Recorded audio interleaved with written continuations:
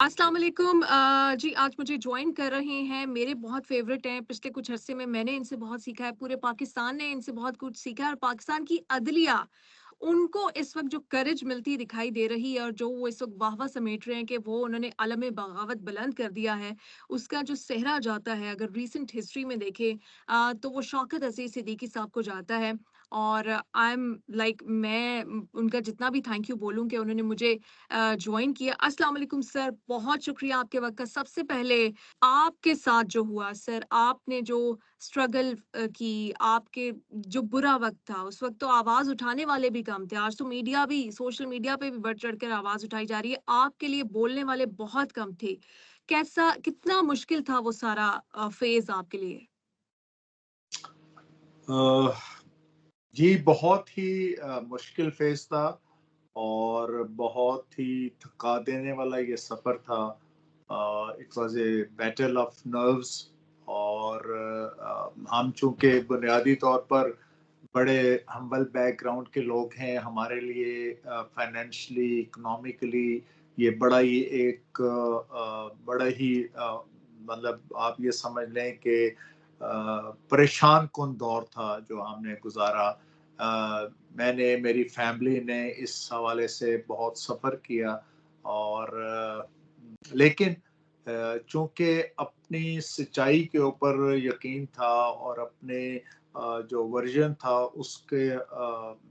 उसके एब्सोल्यूट होने के ऊपर मैं सर्टेन था कि मैं किसी भी लम्हे मुझे झोल नहीं आया किसी भी इस हवाले से कि मैं इस बैटल को छोड़ दूँ, मैं कंप्रोमाइज़ेज़ कर लूँ, मैं उनकी बात मान लूँ। अल्हम्दुलिल्लाह अल्लाह ने मेरी इसमें बहुत ज़्यादा मदद की। मुझे बड़ी दुआएँ थी लोगों की, उससे स्ट्रेंथ मिली। मेरे दोस्त अहबाब, मेरे अज़ीज़ रिश्तेदारों ने मेरी हौसला अफ़ज़ाई की, उससे मुझे तक़वियत मिली और अल्हम्दुलिल्लाह it ended on 22nd of March 2024 और उससे मेरी विंडिकेशन भी हुई और अभी जो हुँ। लेटर इस्लामाबाद हाई कोर्ट के 6 जज साहिबान ने लिखा, इससे फर्दर जो है वो स्ट्रेंथ भी मिली हुँ। और आप ये समझ लें कि विंडिकेशन के ऊपर एक बड़ी सॉलिड और वैलिड किस्म की स्टैम्प भी लग गई। सर अभी इन जजेस ने आपका उसमें ऑब्वियसली लेटर हमने पढ़ा उसमें आपका नाम भी लिखा, आपका केस को भी हाईलाइट किया गया है और उसी की वजह से हिम्मत बंधाते हुए फिर आगे दूसरे केसेस की भी एग्जांपल दी गई है, मिसालें दी गई हैं। इनमें से कुछ जजेस बल्कि कुछ नहीं बल्कि सारे जजेस यकीनन आपके कलीग्स भी हैं, आपसे किसी की अच्छी दोस्ती भी होगी। तो जब आपके साथ ये पूरा फेज़ चल रहा था, उस वक़्त कितने लोग आपके साथ खड़े दिखाई देते थे? कोई थे ऐसे जिन्होंने आपको अ, आगे आके सबके सामने सपोर्ट किया हो या खौफ का माहौल तो हमेशा ही होता है या फिर फ़ोन करके किसी ने आपको सपोर्ट किया हो? इन लोगों की इन जजेस की सपोर्ट थी आपके साथ? नन अ, उस वक़्त ये इसमें से तो जो 5 जज साहिबान हैं, ये जो लेटर लिखने वाले जज साहिबान हैं, इनमें से 5 तो ज़ाहिर है मेरी रिमूवल के बाद इस्लामाबाद हाई कोर्ट में इंडक्ट हुए। लेकिन इसमें जो मोहसिन अख्तर कियानी साहब हैं, ये उस वक़्त थे और अतर मिनल्ला साहब थे, आमिर फ़ारूक साहब थे, मियाँ गुल हसन औरंगज़ेब साहब थे। इसमें से सिवाय मियाँ गुल हसन औरंगज़ेब साहब के जो ईद पर मुझे ज़रूर फ़ोन करते थे मुबारकबाद के लिए, बाकी किसी जज ने भी मुझसे जो कहते हैं ना वो समाजी ताल्लुक भी कायम रखना हुँ। गवारा नहीं किया और मुनासिब नहीं समझा और सो मच सो कि मैंने अपनी बेटी की शादी पे इन सबको इनवाइट किया और जो 3 जज साहिबान हैं इस लेटर में मज़ीद उनको भी इनवाइट किया लेकिन चूँकि उस वक़्त चीफ जस्टिस अतर मिनल्ला साहब थे, ग़ालिबन ये एक इंस्टीट्यूशनल डिसीजन था कि हमने शौकत अज़ीज़ सिद्दीकी को पर्सोना नॉन ग्रेटा डिक्लेयर किया हुआ है, इसलिए उसकी खुशी या गमी में हमने शिरकत नहीं करनी, कभी किसी ने नहीं की। यस 22 मार्च को मेरा फ़ैसला हुआ 23 मार्च को मुझे फ़ोन ज़रूर आया अपना मोहसिन कियानी साहब का, फिर उन्होंने मुझे विज़िट भी किया। ये 30 सितंबर 2018 के बाद मेरा पहला उनके साथ इंटरेक्शन था। अब इस बात से अंदाजा लगा लें कि मैंने इतनी बड़ी लड़ाई और इतने बड़े मतलब अदारों के साथ हुँ। के अदारों के अफराद के साथ अकेले लड़ी या मेरी फैमिली ने लड़ी। बाकी तो इनमें से किसी की हमें कभी कोई सपोर्ट नहीं मिली। मुझे इस बात का सबसे ज़्यादा दुःख हो रहा है कि आपने अपनी बेटी की शादी में इनको इनवाइट किया और ये उस वक़्त आपके साथ सॉलिडारिटी अगर नहीं भी शो कर रहे थे, कम से कम आपकी बेटी की शादी में क्या ऐसी ताकत थी, क्या ऐसी फ़ोर्स थी जो इनको उस वक़्त भी आपके साथ आपकी एक खुशी में शरीक होने से रोक रही थी? तो सिर्फ़ आज इनको उन्हीं हालात का सामना करना पड़ा और अब इनको आवाज़ उठानी पड़ी है। आपके कंधे भी कह सकते हैं कि वो इस्तेमाल भी हो रहे हैं अभी। अ, आपको लगता है ये जो इंसिडेंट्स लिखे गए हैं आपने खुद फेस किया प्रेशर क्योंकि बहुत सारे लोग कह रहे हैं कि नहीं जी इनके तो अपने केसेस खुलने वाले थे, इनके तो अपने कोई मसाइल थे, अपनी करप्शन के मसाइल थे, वो चीज़ें सामने आने वाली थी तो इन्होंने उससे पहले ही ये कार्रवाई कर दी है। आपने खुद भी प्रेशर फेस किया है। आपको लगता है ये जो मेंशन की गई हैं चीज़ें हो सकती हैं, ये होती हैं, ये जजेस को प्रेशराइज़ किया जाता है, इस बारे में आप क्या कमेंट करेंगे? देखिए, पहली बात तो मैं ये आपको बता दूँ कि जो कम से कम लेटर से जो चीज़ें रिफ्लेक्ट हो रही हैं ना, ये उसका अशरे अशीर भी नहीं है जो मैंने फेस किया। हुँ, एक बात तो ये बिल्कुल वाज़ेह है।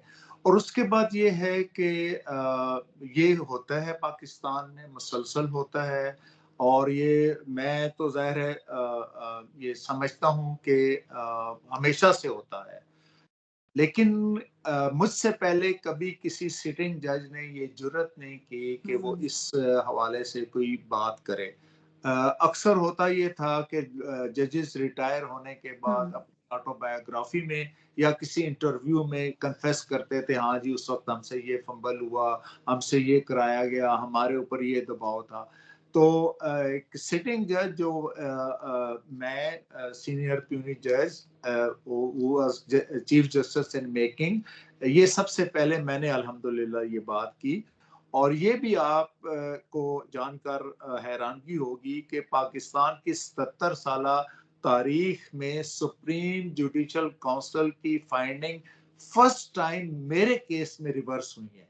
ठीक है, वरना इससे पहले सुप्रीम जुडिशल काउंसिल ने जिस भी जज के हवाले से रिकमेंडेशंस दी वो कभी अनडू नहीं हुई। हुँ, इसीलिए हुई कि मैं अपने मौक़िफ़ के ऊपर सच्चाई कि मुझे अपने मौक़िफ़ की सच्चाई के ऊपर पूरा यकीन था।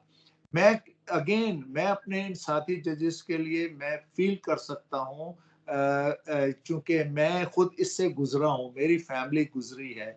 इनके साथ जो कुछ भी हो रहा है वो नहीं होना चाहिए और जो रॉन्ग इनके साथ हुआ है उसके हवाले से ज़रूर इंक्वायरी होनी चाहिए। मैं इनके साथ इस मामले में मैं इनके साथ खड़ा हूँ, वो मेरे साथ नहीं खड़े हुए लेकिन मैं इनके साथ ज़रूर खड़ा हूँ। हुँ। और अगर इनको किसी भी स्टेज पर मेरी कोई खिदमात की ज़रूरत पड़ती है as a lawyer, as a professional, मैं हर वक़्त इनके लिए दस्तयाब हूँ।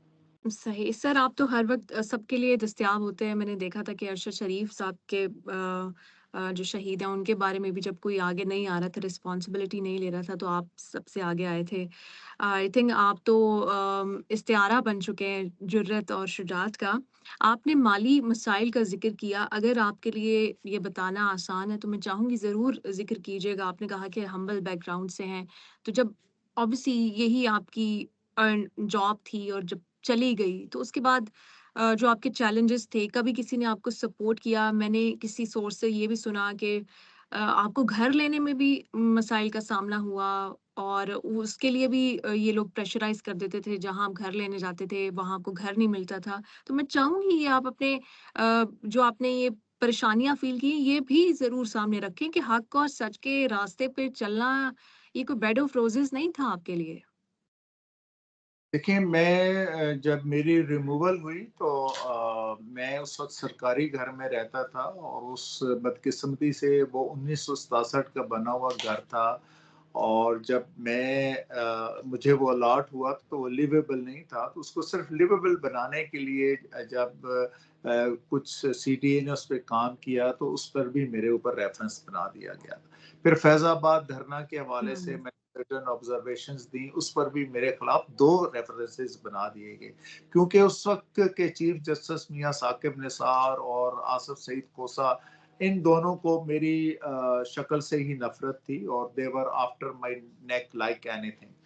हुँ, अच्छा, जब ये हुआ तो मैंने फ़ौरी तौर पर, मतलब आप यकीन करें कि 11 अक्टूबर 2018 को मेरी रिमूवल का ऑर्डर हुआ और कोई भी सरकारी मुलाज़िम 6 महीने तक एंटाइटल होता है सरकारी रिहाइशगाह को रखने का। लेकिन हुँ, मैंने विदिन 1 वीक वो घर खाली किया और हमने इस्लामाबाद में मेरे बच्चों ने, मेरे अज़ीज़ दोस्तों ने बड़ी कोशिशें की। जो भी मेरा नाम सुनता था, हमें मकान देने के लिए तैयार नहीं था कोई। फिर बड़ी ही मुश्किल से किराए पे मकान देने के लिए तैयार नहीं था। फिर बड़ी ही मुश्किल से हमें एक जगह मिली, वो भी हमारे वो ज़ाती ताल्लुकात वाले लोग थे इसलिए हमें वो जगह मिली। लेकिन मेरा इस सारे अरसे में मैंने अपनी वकालत की कमाई से एक 7 मरले का घर मैंने बनाया था। लेकिन वो जब ये हम क्राइसिस से गुज़रे, मैंने वो घर फ़रोख्त किया, मैंने अपनी गाड़ी फ़रोख्त की, बाकी हमारे अपने घर की ख़वातीन की जो चीज़ें थी वो फ़रोख्त की। बड़ी मुश्किल से हमने इस सारे फ़ेज़ को गुज़ारा। दोस्त अहबाब ने कुछ ने मदद की, कुछ ने नहीं की। अज़ीज़ रिश्तेदारों ने मदद की, हौसला अफ़ज़ाई की, माली तौर पर भी सपोर्ट किया। लेकिन अल्हम्दुलिल्लाह हम उस सारे फ़ेज़ से निकल आए और फिर जब अभी ज़्यादा चीज़ें हमारे लिए फ़ाइनेंशियली डिफ़िकल्ट होती जा रही थी, तो हमें इस्लामाबाद को खैरबाद कह के हम अपने गाँव में आ गए। इस वक़्त मैं आप के साथ अपने गाँव से बात कर रहा हूँ। मुझे आप जहाँ से भी बात करेंगे, आपकी आवाज़ इतनी तवाना हर जगह से पहुँचेगी। अफ़सोस इस बात का भी है कि इसी अथना में आपकी बेटी की शादी भी थी, तो ऑब्वियसली मैं अंडरस्टैंड कर सकती हूँ कि पहले से ही जब इस तरह क्राइसिस का भी सामना हो और फिर इस तरह केसेस का भी सामना हो, तो बच्चों के लिए भी क्या चैलेंजेस हो सकते हैं। आपके बच्चों ने कभी आपसे कहा कि अब्बा, आपको सच बोलने की क्या ज़रूरत थी जब कोई यहाँ नहीं बोलता पाकिस्तान में? अक्सर जब आप सच बोलते हैं तो आपके करीबी आपसे सवाल करते हैं, आपकी फैमिली के लोग आपको कहते हैं, आपके दोस्त अहबाब आपको कहते हैं कि तुम अकेले ही क्यों सच बोल रहे हो? तुम्हें ही क्या शौक है? तो कभी ऐसी बातें भी आपने सुनी? देखिए, मेरे दोस्त अहबाब में और कुछ रिश्तेदारों में से ज़रूर मुझे उन सब ने कहा कि यार तुम्हें क्या ज़रूरत थी इतने ब्लंट होकर बात करने की, चीफ जस्टिस बन जाते, फिर सुप्रीम कोर्ट में चले जाते, आराम से अपनी नौकरी करते, क्या तुम इतने अपने आप को भी क्राइसिस में डाला है, अपने बच्चों को भी क्राइसिस में डाला है। लेकिन अल्हम्दुलिल्लाह मेरे बच्चों ने किसी स्टेज पर भी मुझे मतलब ये एहसास भी नहीं होने दिया कि वो मेरे इस इक़दाम से नाखुश हैं और वो उनको इस हवाले से कोई परेशानी है। चूँकि इस चीज़ के होते ही मुआशरे में मेरे बच्चों को लोग कहते थे कि तुम लोग एक हीरो के बच्चे हो, तुम्हें अपने वालिद पर फ़ख्र होना चाहिए और अल्हम्दुलिल्लाह इनको हुँ, जब ये चीज़ तक़वियत देती थी तो फिर ये बाकी चीज़ें जो हैं वो बेमानी हो जाती हैं। हमने देखा है कि पाकिस्तान का टॉप ऑफ़िस सीजेपी एन्जॉय करने वाले लोग हुँ, रिटायर पर तमाम तर पर्क्स एंड प्रिविलेजेस बल्कि अपने एंटाइटलमेंट से ज़्यादा भी लेकर जाने वालों को ये नहीं नसीब हो रहा कि वो जहाँ हुँ। पर 10 अफ़राद इकट्ठे हों, वहाँ पर वो जाकर 5 मिनट के लिए बैठ भी सकें। जबकि अल्लाह ताला का बहुत बड़ा मेरे ऊपर एहसान है, जितना भी मैं शुक्र अदा करूँ कम है कि मुझे अल्हम्दुलिल्लाह मैं जहाँ पर भी जाता हूँ लोग प्यार, मोहब्बत और इज़्ज़त से नवाज़ते हैं और यही हमारी अर्निंग है अल्हम्दुलिल्लाह। बहुत शुक्रिया शौकत अज़ीज़ सिद्दीकी साहब, हमें आप पे फ़ख्र है और आप बारिश का पहला कतरा साबित हुए हैं। हम उम्मीद करते हैं कि बाकी भी लोगों को हौसला मिले और चाहे आप चीफ जस्टिस नहीं बने, लेकिन आई थिंक आप हमारी नज़रों में और लोगों के दिलों में चीफ जस्टिस ही हैं, रहेंगे और इसी तरह हम आपको याद रखेंगे। अल्लाह आपको सलामत रखे। बहुत शुक्रिया आपके वक़्त का।